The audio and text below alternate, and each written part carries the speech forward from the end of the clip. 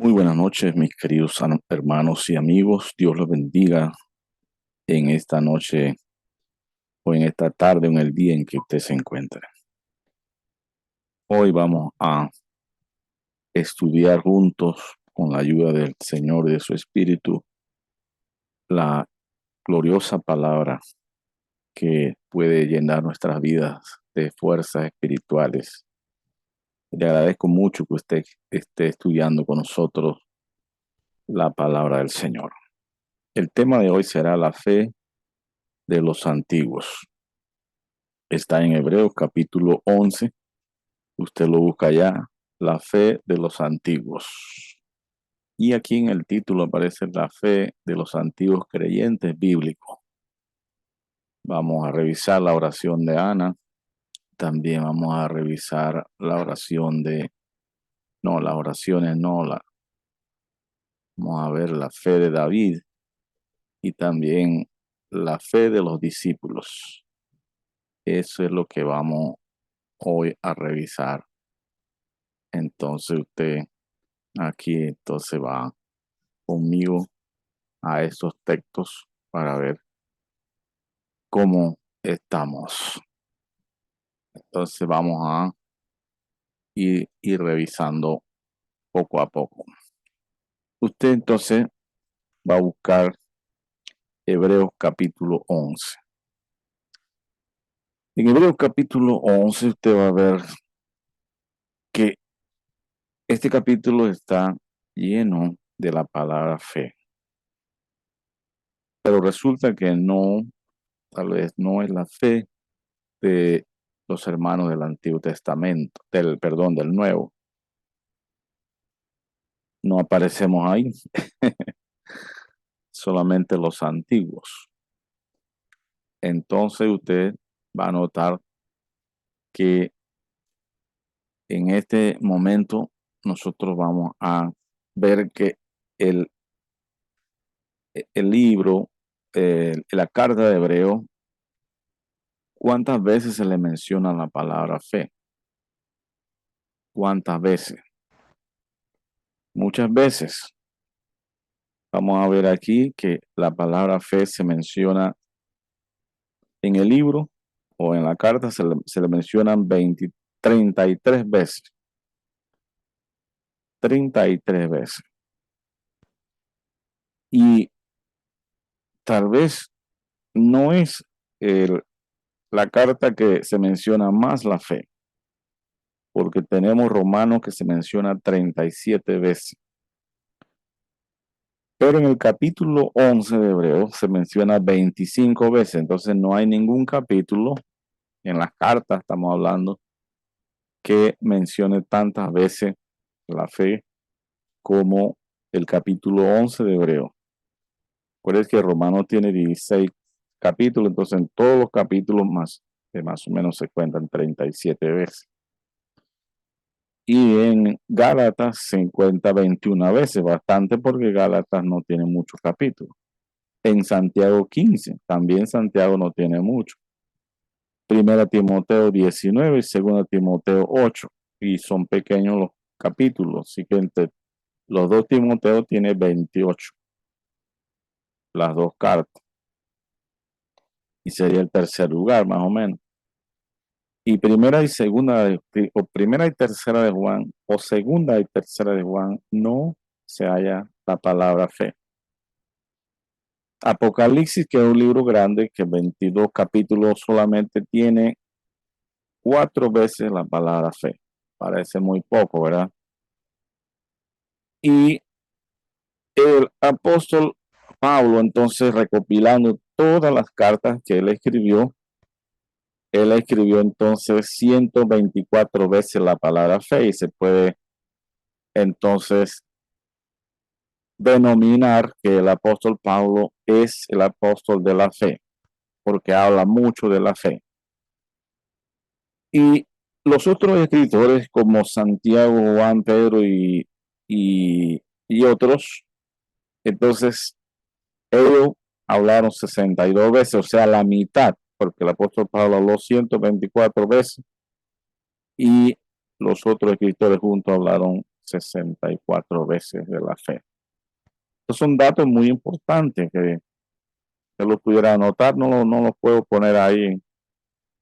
Ojalá los hubiera puesto en la diapositiva, que sería muy bueno. Pero eh, usted lo oye, tal vez los anota allá en su casa. Vamos a orar al Señor y darle la gloria al Señor por este estudio tan precioso. Señor amado que estás en los cielos, Padre, gracias por este día tan especial. Estamos en tiempo de lluvia, se oye la lluvia tal vez. Y Señor, te damos gracias por tu palabra en todo tiempo. Y también la palabra dice, de tarde, mañana y noche meditaré en tu palabra, me será grata la palabra tuya, la palabra del Dios omnipotente, la palabra que tiene el alcance eterno.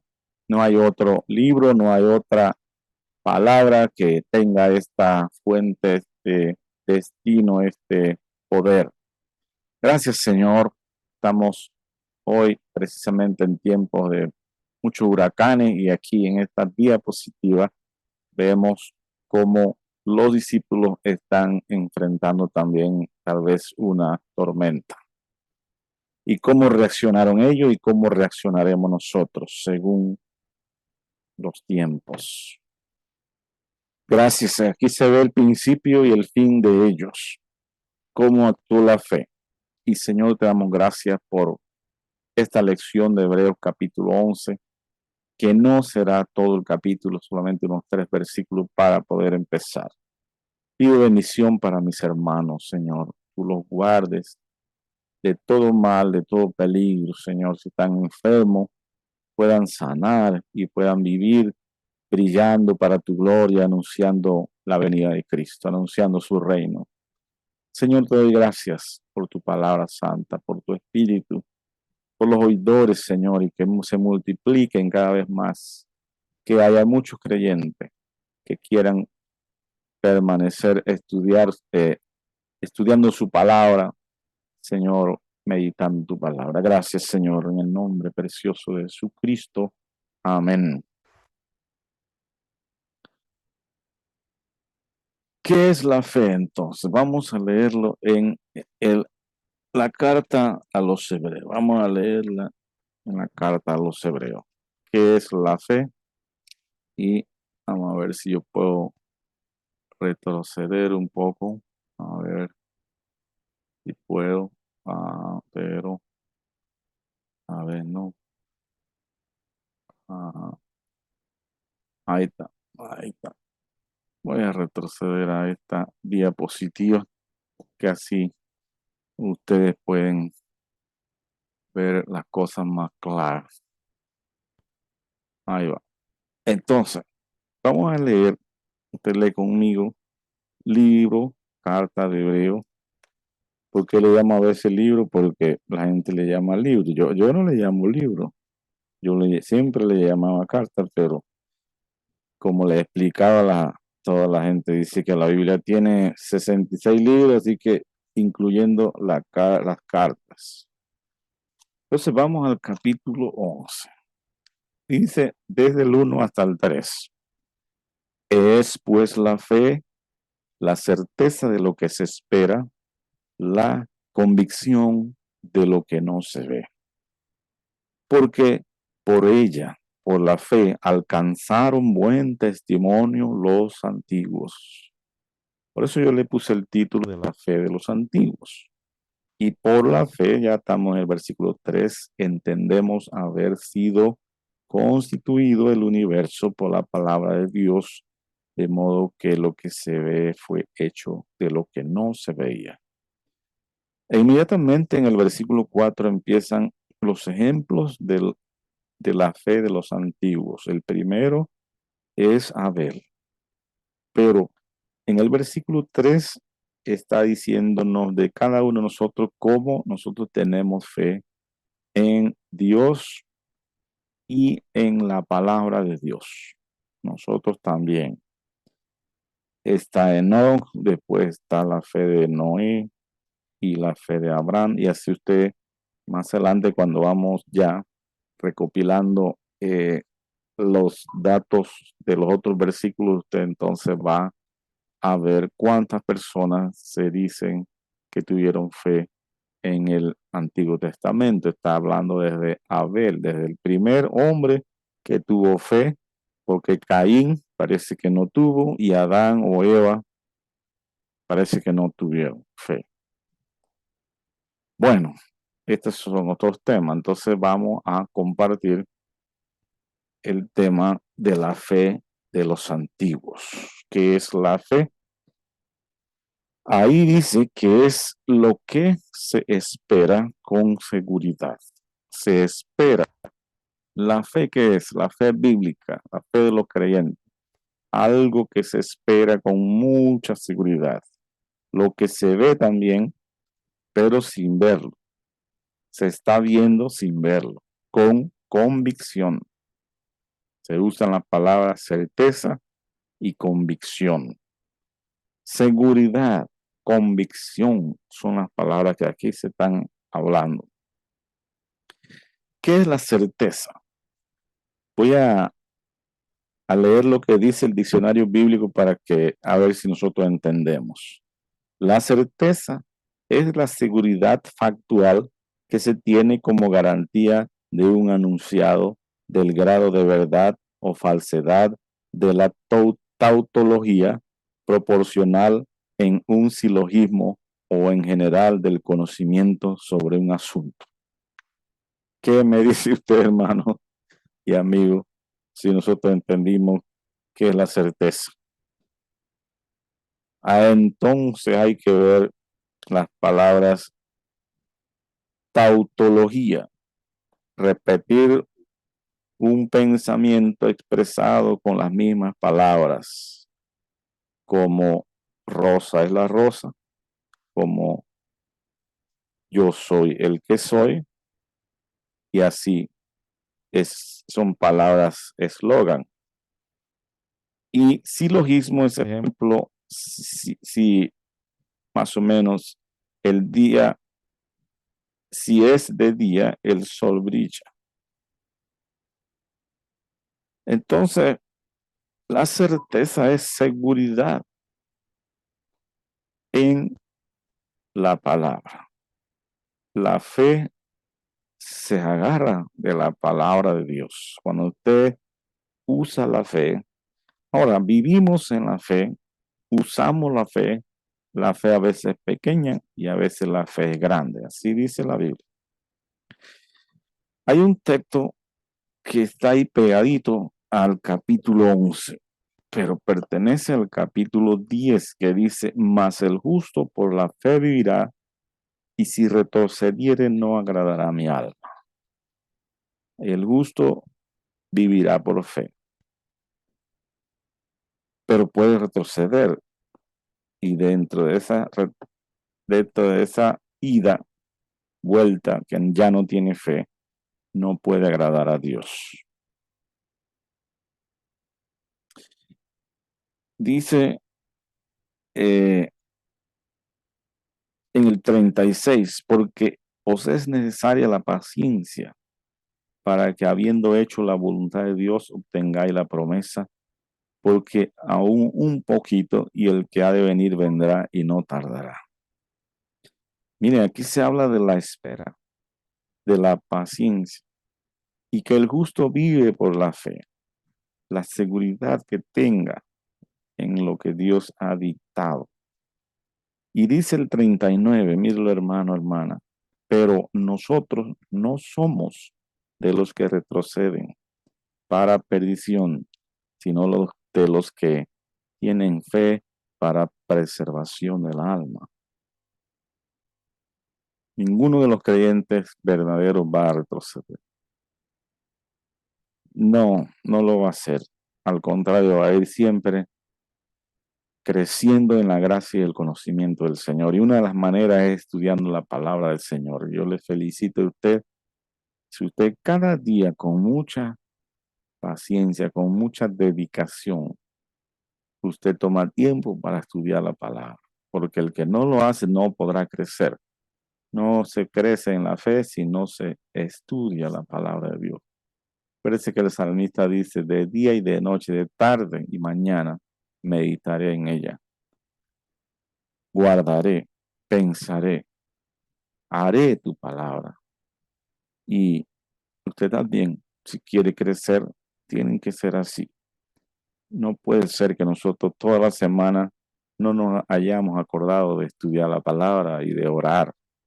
Estas son las, las herramientas básicas para un creyente mantenerse firme.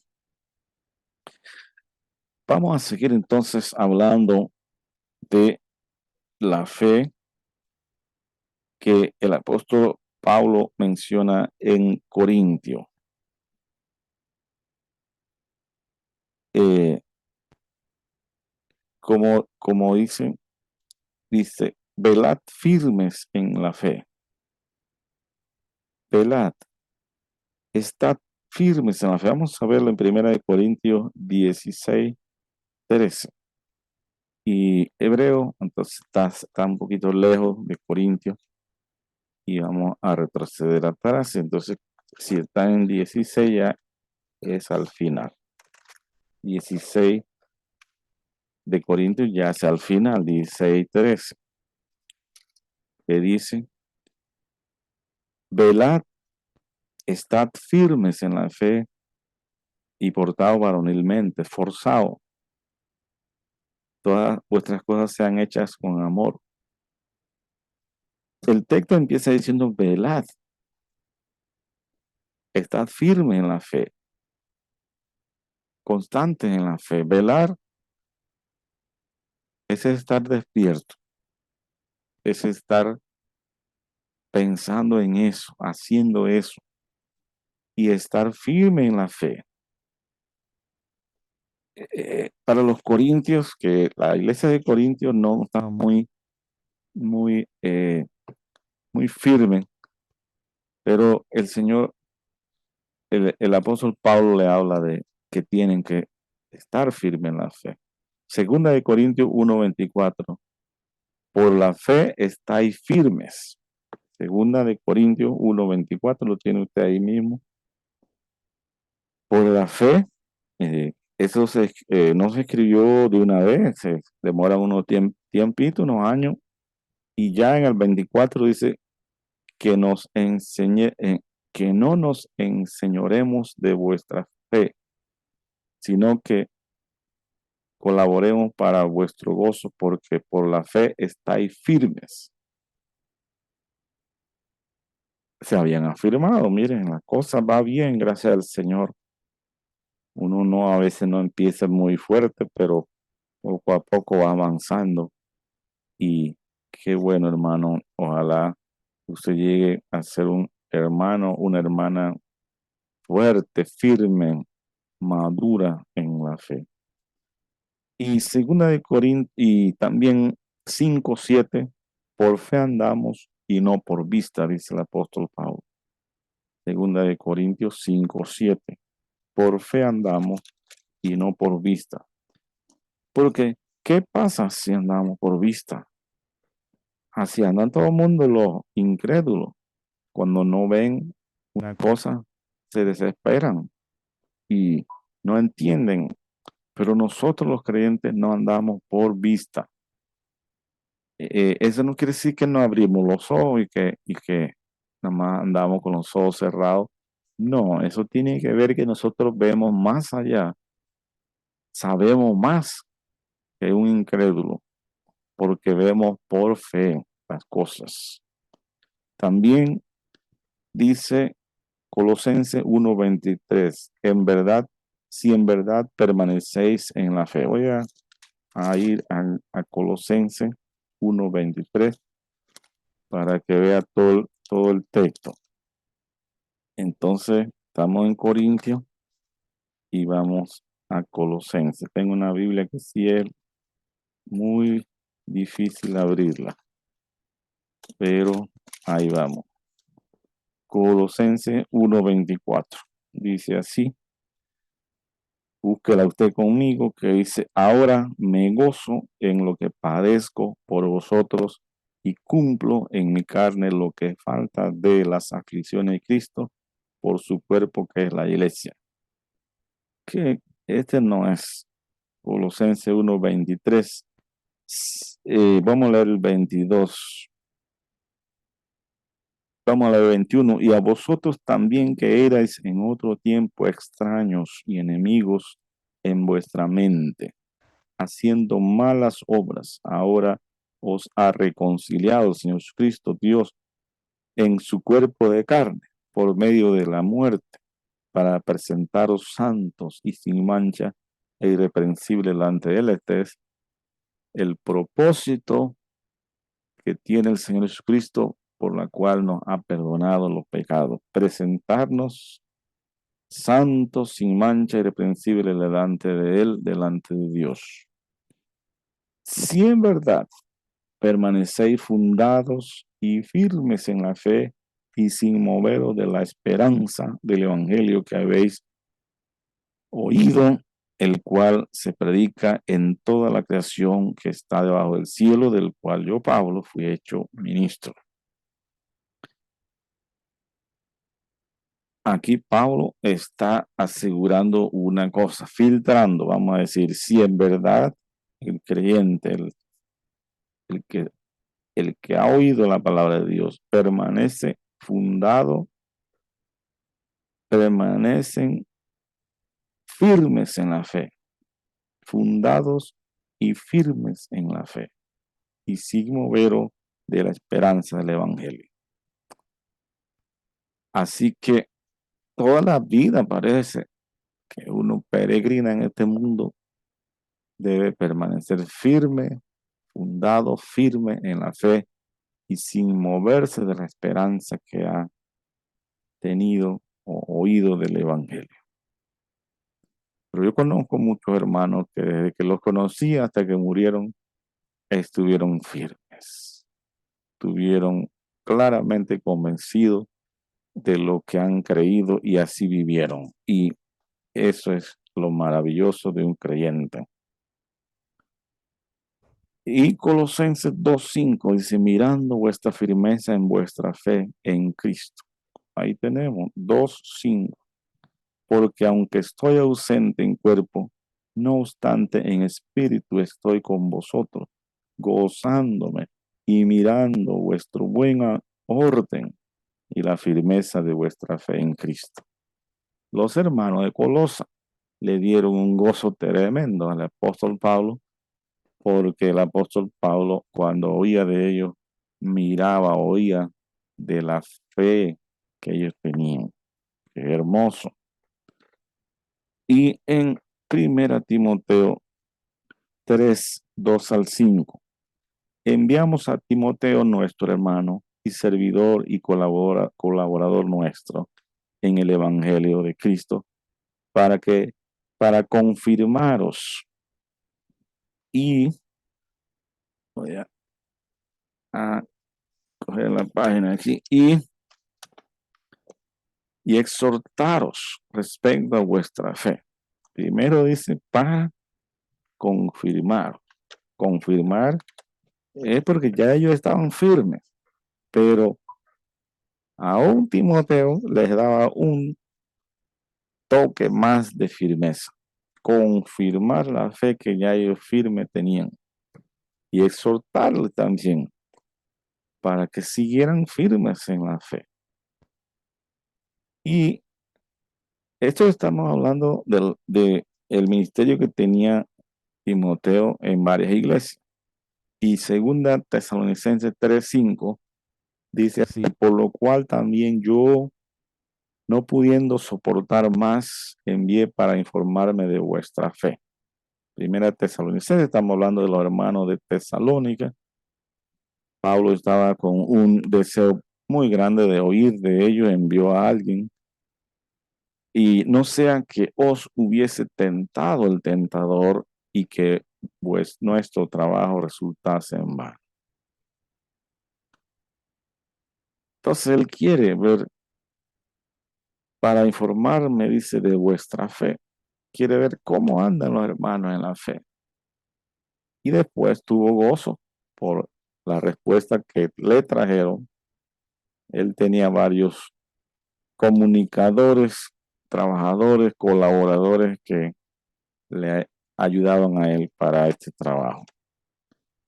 Quienes esperaron lo pedido o lo prometido con seguridad y con convicción inquebrantable. Es una pregunta para los antiguos que nosotros podemos contestar, pero hablando de seguridad y convicción, ¿cómo anda nuestra vida en este tiempo?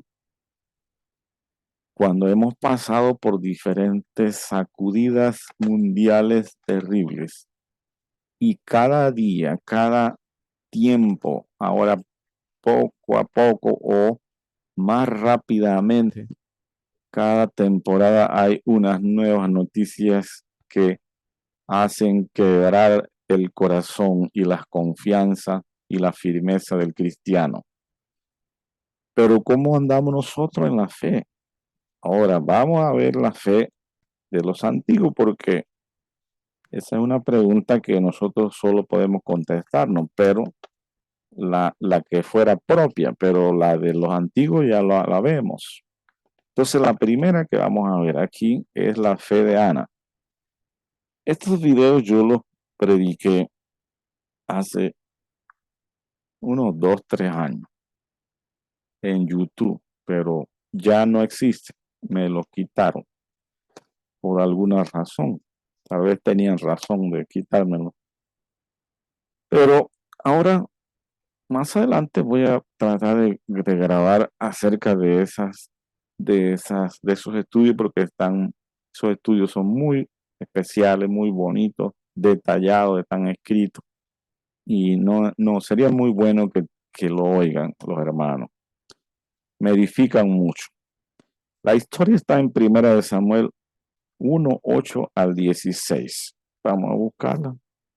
La historia de Ana, que posiblemente aparece Ana como los primeros personajes en este libro. Este sí es un libro grande, pero en realidad desaparece porque el libro va a enfocarse en la persona, la figura de Samuel.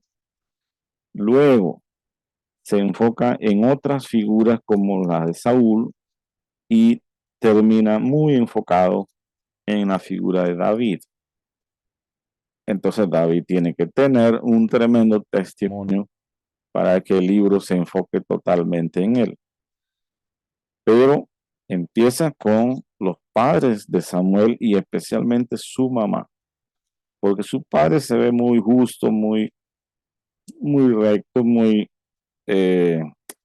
¿cómo se puede decir? Cuando uno es fiel, responsable las, a las exigencias de la religión, de la fe judía. Elcana se llama su padre, pero nosotros no nos vamos a enfocar en él, vamos a enfocarnos en Ana y vamos a leer desde el versículo 9 hasta el 18. Dice así la palabra, búsquelo ahí. Se levantó Ana después que hubo comido y bebido en Silo. Y mientras el sacerdote Elí estaba sentado en una silla junto a un pilar del templo de Jehová,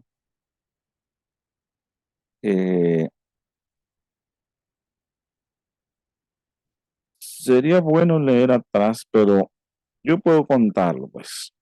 Ella, dice el 10, con amargura de alma, una mujer que parece amargada su alma, no concuerda con una mujer de fe, ¿verdad?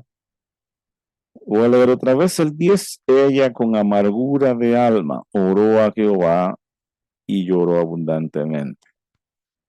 Pero la amargura de alma que ella tenía no era que ella era una persona amarga, sino que le habían amargado su alma. Pero se nota una persona cabal, una persona muy especial, y ahora más adelante vamos a notar una persona de fe. Llora delante de Jehová abundantemente. en el alma y también con lágrimas. 11, e hizo voto, orando, hizo un voto, hizo un pacto con el Señor diciendo: Jehová de los ejércitos, si te dignares mirar a la aflicción de tu sierva y te acordares de mí y no te olvidares de tu sierva, sino que dieres a tu sierva un hijo varón, yo lo dedicaré a Jehová todos los días de mi vida y no pasará navaja sobre su cabeza. Ya yo tenía pensado todo lo que iba a hacer si Dios le daba un hijo. Y mire, aquí la petición no es cualquier hijo, tiene que ser un hijo varón, para que sea un nazareo y para que no le corte la cabeza y para que ella lo va a dedicar a Dios. Y la dedicación va a ser traerlo al templo y dejarlo ahí. ¿Por qué querían un hijo si no lo iba a tener en su casa? Porque estaba como, en este momento estaba pensando, si Dios me da un hijo, entonces yo lo voy a dar a Dios.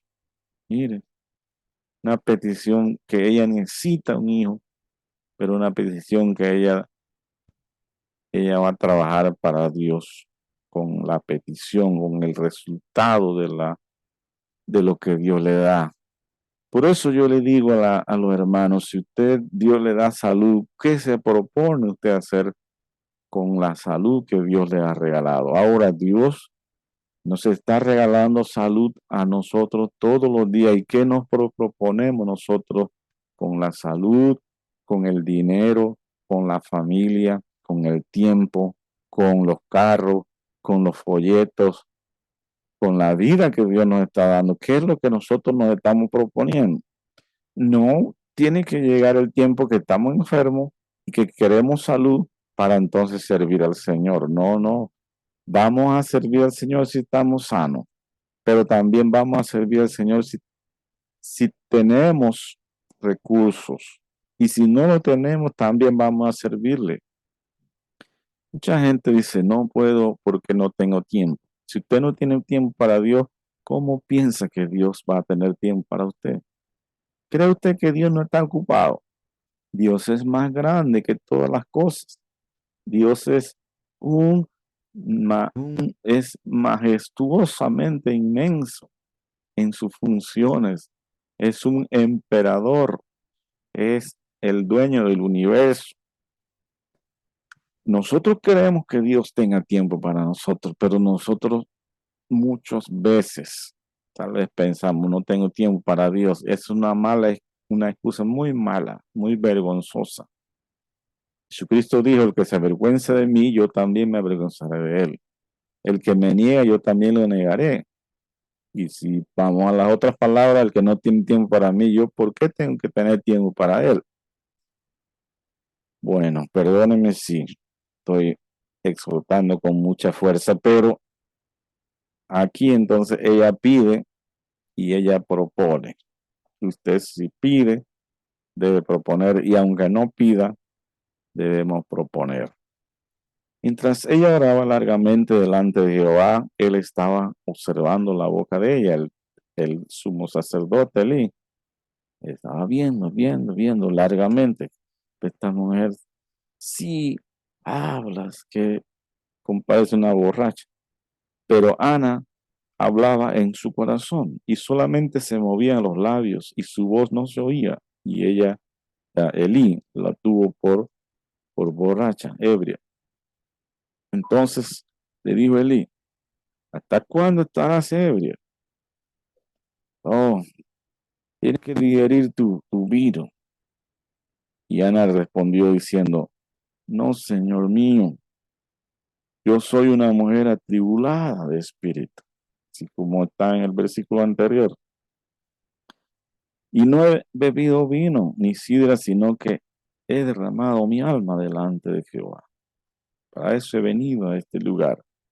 No tengas a tu siervo por una mujer impía, porque por la magnitud de mis congojas, magnitud quiere decir una cosa muy grande, estaba demasiado acongojada, muchos días, muchos años, que no tenía hijo y la irritaba a su rival. Y de mi aflicción he hablado hasta ahora. Y entonces Lee, como una persona educada y, y sensata o seria, Elí respondió y le dijo, ve en paz, y el Dios de Israel te otorgue la petición que le has hecho. Y con esta respuesta, esta mujer agarró un ánimo, un ánimo inquebrantable. Y ella dijo, halle tu sierva gracia delante de tus ojos. Y se fue la mujer por su camino y comió y no estuvo más triste.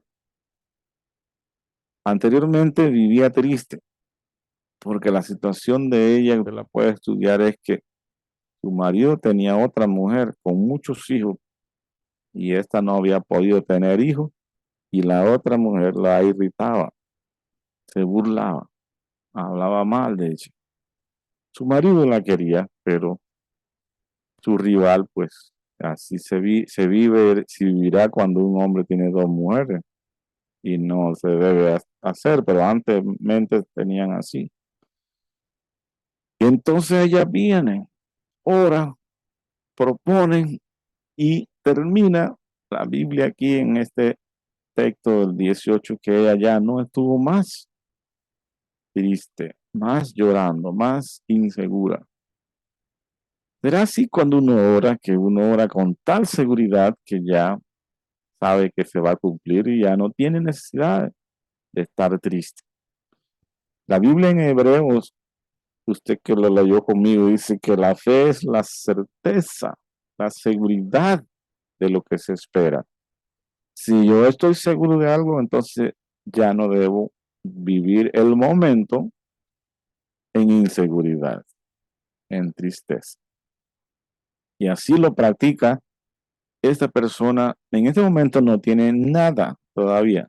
Al contrario, todavía tiene que ver la cara de su rival. Faltan tiempo, porque ¿cuánto tiempo falta para que una mujer se dé cuenta que tiene hijo, que tiene un bebé en la barriga? ¿Cuánto tiempo falta? Eh, faltaría, vamos a suponer, ella se va a la casa una semana, ella, eh, ella, la palabra de Dios dice que ella salió encinta, pero ¿cuánto tiempo pasa para que una mujer se dé cuenta que está encinta? Un mes, que no viene el periodo, ya podía estar alegremente, aunque ella sabía que eso iba a pasar, pero cada tiempo le daba más certeza, más seguridad. El mes pasó, no vino el periodo, el segundo mes se da cuenta claramente que Dios le ha respondido y cómo se sentiría y cuáles eran sus planes. Ahora tiene que vivir como ha planeado delante de Dios. Y por eso en el capítulo 2 usted va a ver un canto profético de exaltación, de glorificación al Señor. Que cuando estamos, que Dios contesta nuestras oraciones, cuando estamos viviendo en fe, va a haber cánticos de alabanza en el corazón, de exaltación al Señor. Así vivimos, así andamos. Nuestra vida, los cristianos en este mundo no pueden reflejar una tristeza, una agonía, porque los tiempos están así. Nosotros los creyentes tenemos que pensar que va a haber una cierta frustración mundial, tribulación que la Biblia le llama, aún muy grande. Pero esto es un tiempo corto. Y después, ¿qué pasará con los cristianos? Los cristianos van a reinar por 1000 años en la tierra. Esto se acerca entonces, estamos viendo que ya está cerca. Y eso no es todo. Ese es el preámbulo de la eternidad y nosotros vamos a vivir eternamente y vamos a ver muchas, demasiadas cosas gloriosas. ¿Por qué vivir inseguro? ¿Y por qué retroceder? No hay razón. Los cristianos están al borde de recibir lo que lo que se le ha prometido. Bien, creo que usted puede sacar sus propias conclusiones aquí también. Entonces, vamos nosotros a pasar a la otra diapositiva. A ver si tenemos tiempo, porque el tiempo avanza. La historia de este joven, la de sus padres y la de sus hermanos, de su pueblo, de su reino, está bien marcada, detallada en el libro de Samuel. Samuel estuvo escribiendo todo esto. Entonces, en este momento no estamos viendo la fe de Samuel, sino que 17 capítulos más adelante estamos viendo la historia de un joven y que nosotros lo que más conocemos de David es tal vez la guerra que tuvo, el pleito, la batalla que tuvo con Goliat, tal vez la caída que tuvo con Betsabé y otras cosas del rey David. Pero una de las más impresionantes es la guerra, cómo pudo vencer a este gigante. Esta historia está en el capítulo 17, un poco larga. Este gigantesco hombre filisteo se paraba todos los días a hablar mal, a vociferar, con grosería, a hablar de los batallones debiluchos de Dios, cosa que le dolía seguramente a todos los israelitas, pero no podían hacer nada a causa del miedo.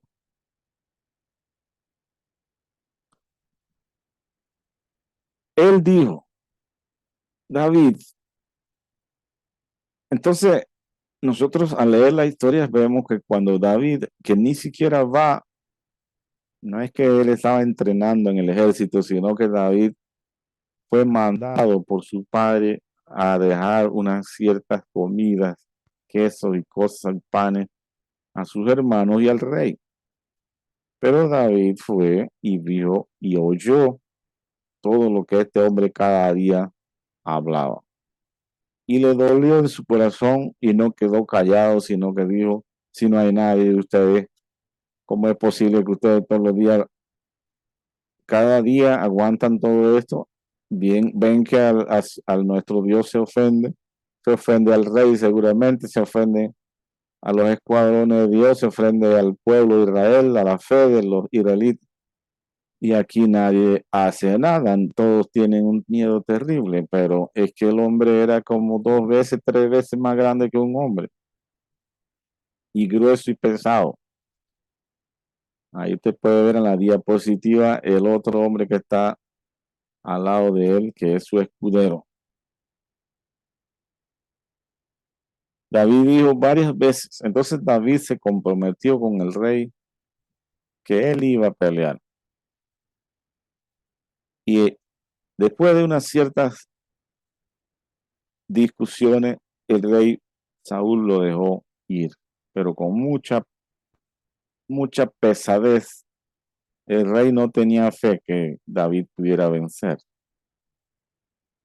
Y nadie creería que un muchacho que no tenía entrenamiento militar y que no tenía el atuendo militar, el armamento militar, iba a vencer a este gigante. ¿Quién lo iba a creer? Pero la fe es la certeza de lo que se espera y la convicción de lo que no se ve. ¿Quién tenía fe aquí? El único que tenía fe era David, el muchacho. Y David dijo varias veces al gigante que él vencería al paladín, al gigantesco filisteo, que le cortaría la cabeza y que Jehová, el Dios de Israel, iría con él, iba con él. Primera Samuel 17. No se ve que David está orando como Ana, primero arrodillado, pero David es un hombre de oración y es un hombre de canciones, canciones santas. Cuando usted va a los salmos, y precisamente en este tiempo, donde hay muchas guerras del Medio Oriente, incluyendo Israel, tal vez los salmos son la enseñanza espiritual de la confianza e encanto en oración que los creyentes y los israelitas deben tener. En este momento nosotros no lo vemos orando ni pidiendo a Dios una victoria, pero los salmos enseñan que David confiaba en Dios como el salmo número 3. Dios me dará la victoria. Los salmos enseñan que David cantaba, que David confiaba, que él decía que Dios era su escudo, su torre fuerte, lo pondría en alto, levantaría su cabeza, no lo dejaría burlar. Muchos salmos él compuso y él oraba y los tenía en su cabeza, en su corazón, en mi corazón. He guardado tus dichos, tus palabras para no pecar contra ti. Algunos creen y hay películas que cuando él iba a la batalla, él iba caminando, iba orando y iba cantando estos salmos que él mismo había hecho y recopilado también de otros.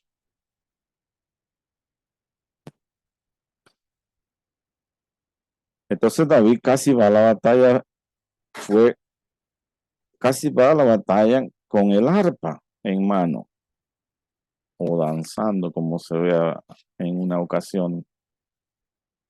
En ese tiempo no cargaba el arpa, si no la hubiera tocado ahí tal vez. Y estas cosas en una guerra son payasadas, vamos a decir, son cosas que no son de la guerra. En la guerra hay hombres armados hasta el cuello, con espada, lanza, flechas, botas y vestuario fuerte, escudo. Y David fue desprovisto de seguridad o de toda seguridad terrenal, como un vestuario, espada, cuchillo, lanza, flecha, escudos y además escudero, porque usted puede ver ahí el desbalance enorme que hay entre la guerra de los filisteos y la guerra de los israelitas. Aunque Goliat era inmenso en su grandeza, en su poder, ahí se le ve. En la Biblia lo dice que Goliat tenía su escudero. Tenía su escudero. Y Goliat te había dicho, mándame un hombre. Si él me vence, le vamos a servir. Y si yo lo venzo, ustedes me van a servir. Mándeme un hombre. Pero él venía con él y otro hombre. Y él nada más pidió un hombre. Entonces David, forzosamente, para que la pelea fuera igual, tendría que tener un escudero.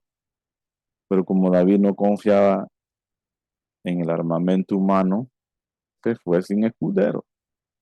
Además, ¿usted cree que qué escudero quería ir con David con esa fachada con que fue a la batalla? ¿Qué cargaba David? Una honda que ni se veía y un palo y unas 5 piedras que había escogido en el arroyo. ¿Usted cree que el escudero iba a confiar en eso? Nadie confiaba en David y David tampoco confiaba en él. David confiaba en Dios. Pero a través de la vida, David ya tuvo un testimonio de fe. No fue un arranque de lo que era que tuvo, sino que a través de las pruebas de fe, las pruebas había tenido fe a través de muchas batallas también con animales. Entonces, ¿por qué se, por qué no le dieron escudero? ¿Será que se le olvidó a Saúl también? No, no fue por eso. Y es que Goliat solamente peleó un hombre, no dos. Y en realidad, entonces ahí se vio una grande ventaja y cómo claramente se ve la mano de Dios actuando. ¿Por qué David estaba tan seguro que vencería por la fe a ese gigante? Porque la fe es caminar seguro, es caminar convencido, es vivir seguro, vivir convencido de que si usted tiene a Dios, usted va a vencer. Si nosotros tenemos a Dios, nosotros vamos a vencer. ¿Qué dice Hebreos 11:32 al 34? Vamos a ver. Estamos por lejos porque estamos acá en 1 Samuel, pero usted va a ir a ver Hebreo. Y yo también. Y esta Biblia es un poco difícil para buscarme. Busqué una Biblia difícil, pero ahí vamos, porque con calma. Y ya tenemos Hebreos 11:32. Dice así: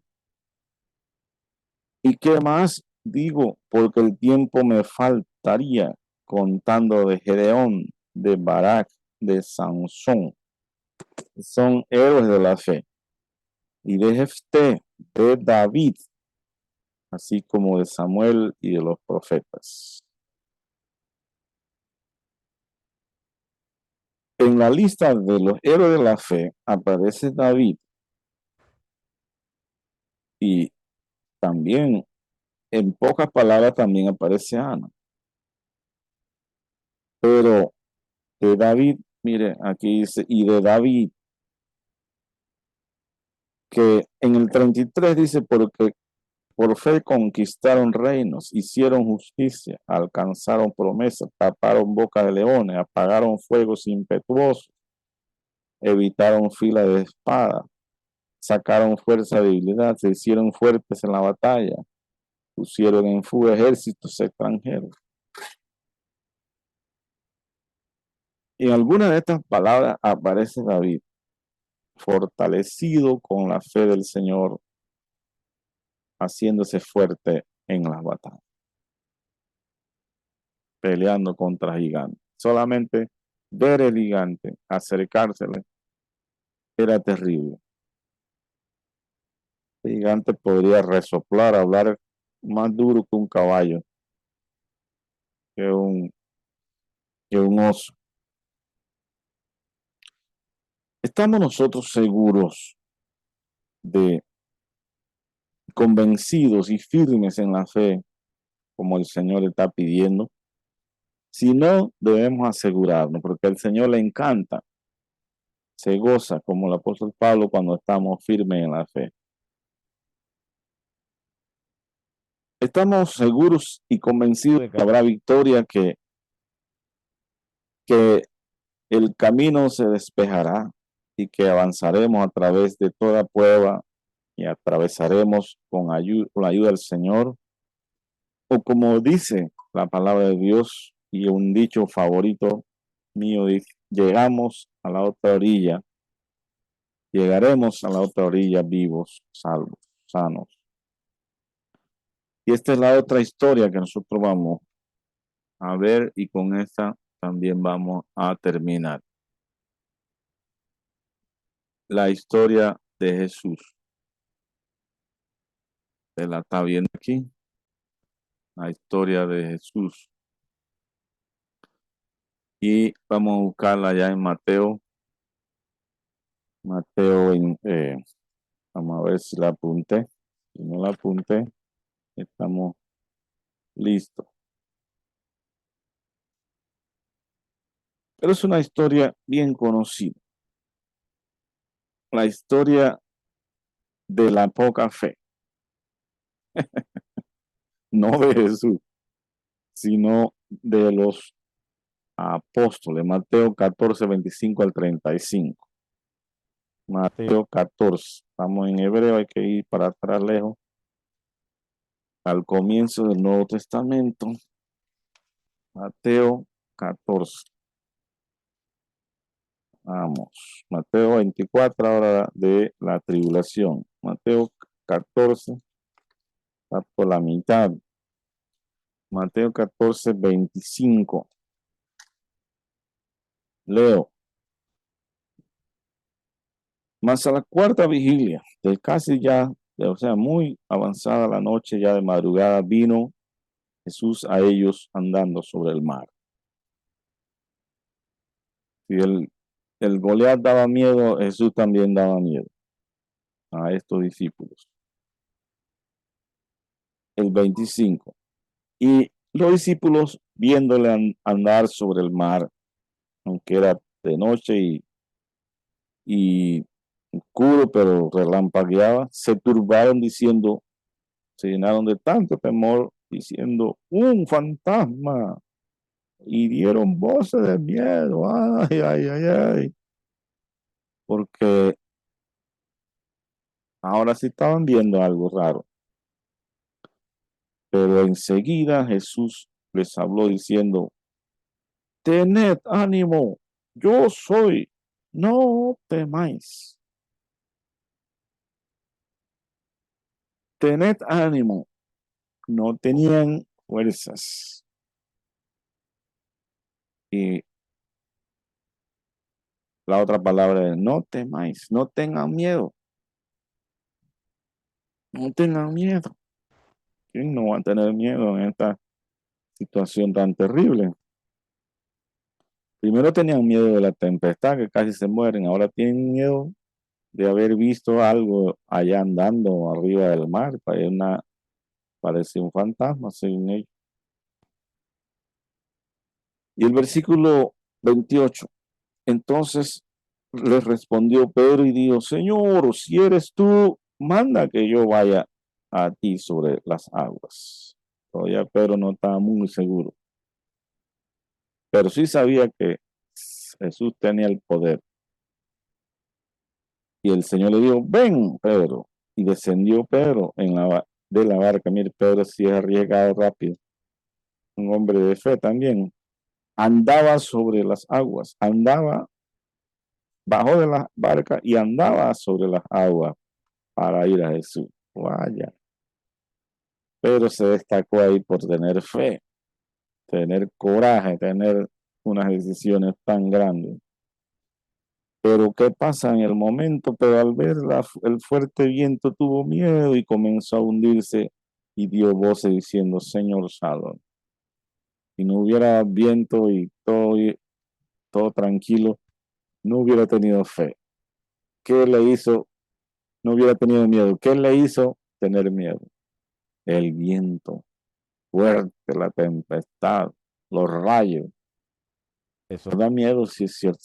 ¿Quién no le tiene miedo a los huracanes, a la lluvia fuerte, el viento, los rayos, el ruido, la noche, la oscura? Eso da miedo, pero precisamente, aunque usted no vea al Señor Jesucristo, porque Él antes estaba lejos, allá lejos en un monte, y le había dicho que fueran adelante, ellos se vinieron, y Él permitió que vivieran un rato en la tempestad. Y ahora se les acerca visiblemente caminando sobre el mar, como quien dice, yo tengo, ¿por qué Jesús no le hacía la tempestad, el viento, y no tenía miedo? Porque Él tiene el control sobre el viento. ¿Cómo va a tener miedo de Él? Él hizo el viento. Él deja que el viento haga, la tempestad haga lo que quiera. Pero Él tiene el control. Y nosotros tenemos que tener ese conocimiento, esa fe, esa sabiduría de Dios. Y nosotros tenemos que tener confianza, no solamente en las tempestades, en las noches, en los tormentos y todo eso, sino en toda situación. Pero nosotros podemos decir, pero no vemos al Señor, pero Él está con nosotros. La Biblia lo ha dicho. Él lo ha prometido. Yo estoy con nosotros todos los días, todo el tiempo, hasta el fin. Pedid, la Biblia lo dice. Pero aquí lo están viviendo literalmente. Entonces, seguimos. Pedro tuvo miedo al ver el fuerte viento y comenzó a hundirse y dio voces diciendo, Señor, sálvame. Aquí hay un dato importante. Jesús fue el que le dijo, bájate y ven. Entonces Jesús le estaba dando el poder para que anduviese sobre el mar. Pero el poder también dependía de la fe de Pedro. Es algo interesante que nosotros podemos andar victoriosamente porque el Señor tiene el poder, pero depende de nuestra fe. ¿Qué le parece? Y si no hay fe y empieza a temer, se hunde. Puede verlo usted claro en nosotros mismos, en los relatos nuestros. Y nosotros podríamos decir, pero, ¿por qué dejaste tener miedo en tu corazón? No es la primera vez que Pedro tiene miedo. Cuando le preguntaron a él si él era discípulo de Jesús, también tuvo miedo y negó al Señor. Y quién sabe qué otro momento tuvo miedo, pero se ve Pedro más lleno de valor más adelante que pocas veces lleno de miedo. Y él puede experimentar que cuando uno le da miedo, uno va para abajo. Y entonces, ¿qué hace? Al momento, y dice el 30, pero al ver el fuerte viento tuvo miedo y comenzando a hundirse, se dio voz y gritó diciendo, Señor, sálvame.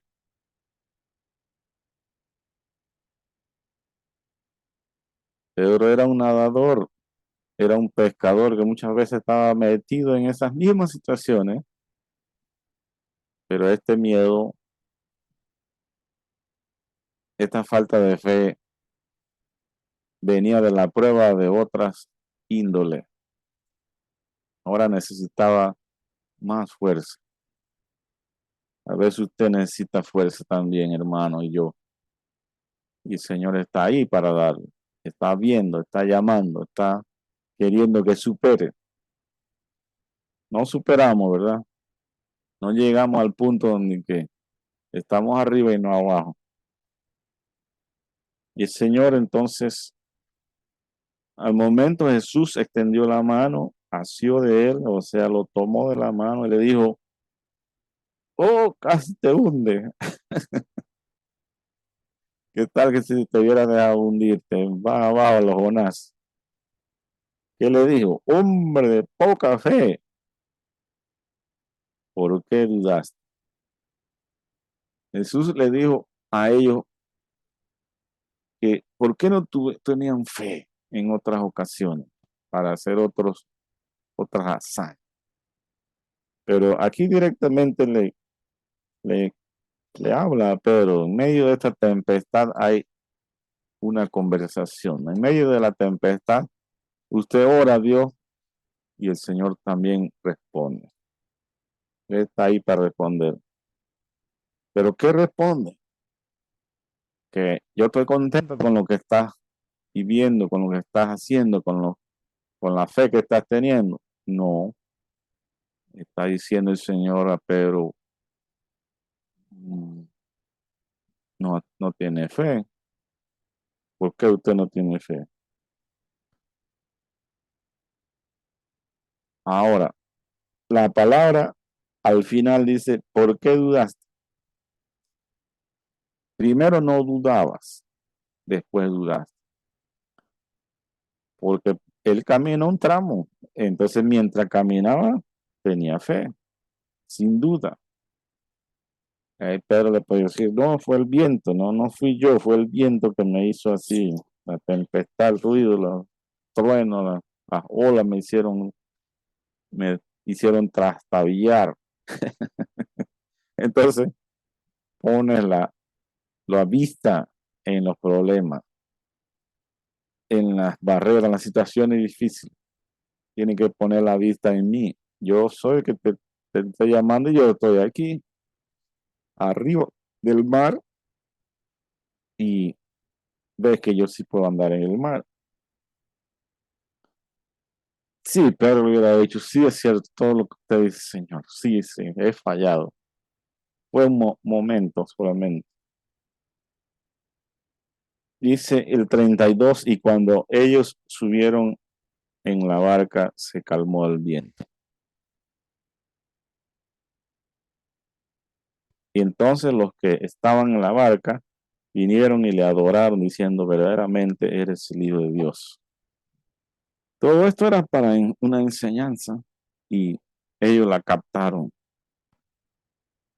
Y en este título usted puede ver que ellos aparecen como hombres de poca fe en esta ocasión, pero después te siga leyendo la vida de los apóstoles o infórmese aún más allá de lo que está escrito en la palabra para que usted vea que estos apóstoles empiezan como hombres de poca fe y terminan como hombres de mucha fe. Y eso es lo que yo quisiera de cada uno de los creyentes. Claro, no nos gusta la gente de poca fe y a veces censuramos. ¿Qué tal si usted hubiera dicho, bueno, pero hasta aquí ya yo veo que usted es un cobarde, o allá cuando lo negó? Pero mira, en las dos ocasiones es recibido con la mano del Señor, porque cuando él negó al Señor, Jesucristo también fue a la playa y les brindó alimento, y Jesús lo recibió con una oferta, como cuando usted le sale mal al jefe y el jefe le hace una mejor oferta que no lo merecía. Allá le dijo, al final de Juan, que él tenía que pastorear a sus ovejas, las ovejas de Jesús. Qué bueno, qué bueno, qué buena oferta. Pero Pedro hubiera dicho, pero Señor, lo que pasa es que yo no soy fuerte, yo te negué varias veces y yo no podré hacer eso como decía Moisés. Pero el Señor le dijo, si me ama, usted puede hacer, si usted tiene fe, si usted pone los ojos en mí, si usted no pone los ojos en las circunstancias de la vida. Sí, yo sé que esta tempestad cualquiera se muere aquí, pero para eso estoy yo, para eso está el Señor Jesucristo. Y verdaderamente, hermanos, en estos ejemplos, nosotros estamos viendo que vale la pena vivir por medio de la fe. No es que no van a haber situaciones difíciles, y cada vez hasta más difíciles, pero el justo por la fe vive, tiene testimonio. Y así empieza el libro de Hebreo. Ellos por la fe tuvieron un testimonio, la fe de los antiguos.